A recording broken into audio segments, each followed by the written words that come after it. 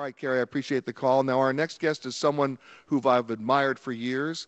And in fact, a couple of weeks ago, I was lucky enough to go to a premiere of a movie that he was very much involved with, a movie that's in 3D. But forget the fact that it's in 3D.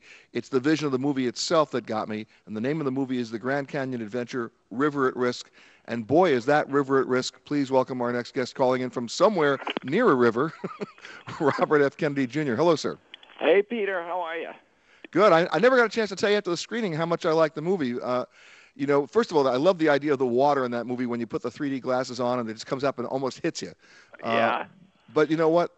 That's sort of ironic when you consider how much water there isn't left in that river. Well, that's the big problem is that the Colorado River is drying up. It used to actually, you were just talking about Mexico. It was designed, let's say, by God to empty out into the Gulf of California where it fed these extraordinarily rich estuaries, some of the richest estuaries in the world. There was hundreds of thousands of wading birds that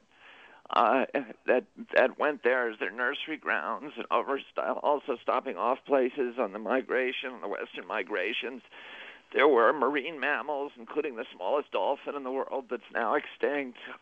There was all kinds of fishes. They used that as nursery and foraging grounds, and all of those are gone today because the Colorado River no longer reaches the Gulf of California. It dies. It literally dries up ignominiously in the Sonoran Desert.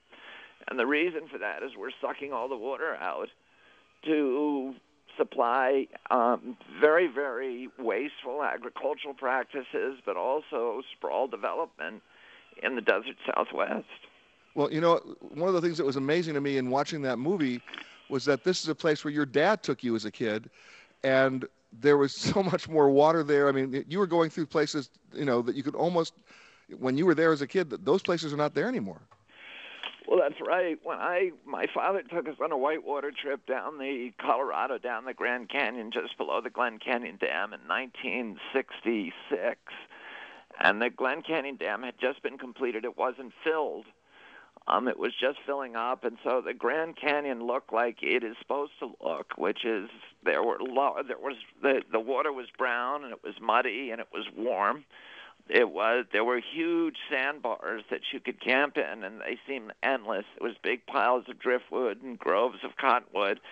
There was muskrats and beavers and otters and all kinds of insect species, which have disappeared, all of them.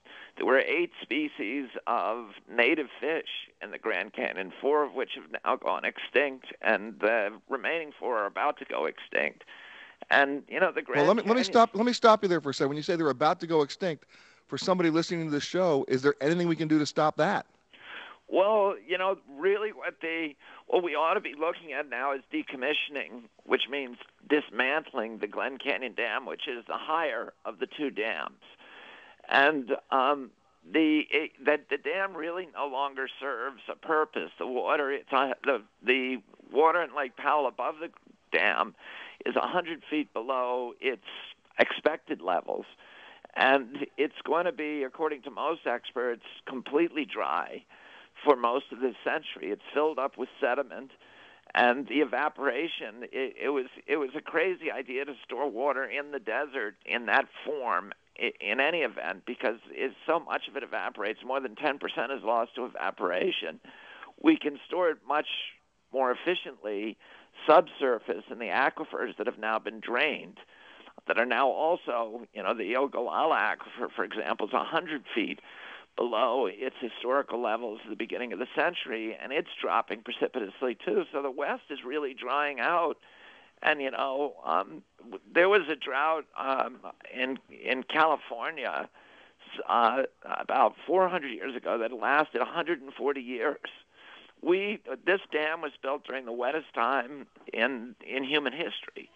And the water levels that were expected to be reaped from those lakes is just not panning out. And so, what? I have to also tell you, the other day I was flying into Las Vegas, and as we dipped in before we landed, there outside the right window was Lake Mead. You could hardly see it. The water levels have dropped about 16 feet in Nevada. You can see that whitewash on the side where the old water line used to be.